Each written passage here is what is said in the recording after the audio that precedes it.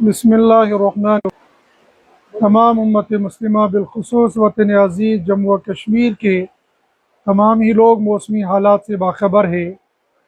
بالخصوص جموں کے 10 اضلاع میں سے اکثر اضلاع سے یہ اطلاع مل رہی ہے کہ سیلابی صورتحال بن چکی ہے۔ بالخصوص ڈوڈا، چناب اور توی بہت اوپر لیول پر آ چکی ہے، جس کی وجہ سے بہت سارے مکانات بلکہ محلے کے محلے پانی کی زد میں آ چکے ہیں۔ یہ اللہ کی طرف سے ہے۔ اللہ جس حال میں ہمیں رکھیں گے اس حال میں ہمیں خوش رہنا چاہیے، لیکن جب اس طرح کی صورتحال ہو تو اسلام ہمیں تعلیم دیتا ہے تم ہر حال میں اللہ کی طرف رجوع کرو۔ یا ایھا الذین آمنوا استعینوا بالصبر والصلاۃ، کہ صبر اور نماز کے ذریعے سے اللہ کی مدد حاصل کر لو۔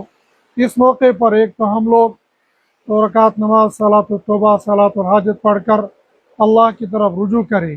جو لوگ اس وقت سیلاب کی زد میں آ چکے ہیں، ان کے گھروں میں پانی آ چکا ہے، ان لوگوں کے پاس بیچاروں کے پاس تو جان بچانے کے لیے پریشانی ہے، لیکن جو سکون اور راحت کے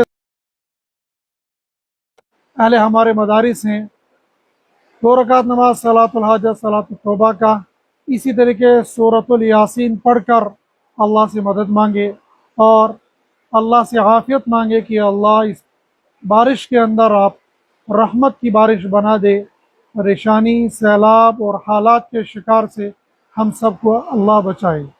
دوسرا ہے کہ صدقہ خیرات ضرور کریں۔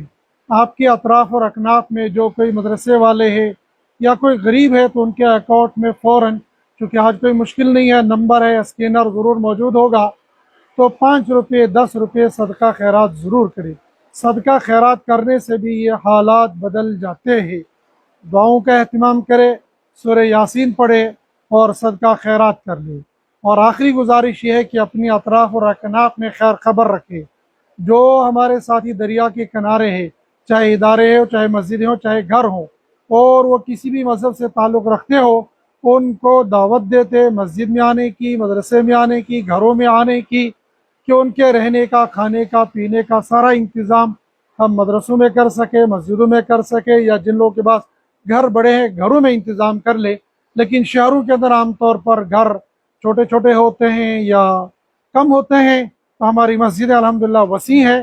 ہر مسجد کے دروازے کھول دیں اور مسجدوں کے اندر بستروں کا، کھانے کا، پینے کا انتظام کر دیں، اور بار بار اللہ سے دعا کریں کہ اللہ اس موسمی صورتحال کو بہتر سے بہتر بنائے۔ اللہ پاک ہم سب کو راحت، سکون اور عافیت والی زندگی نصیب فرمائے۔ السلام علیکم ورحمۃ اللہ وبرکاتہ۔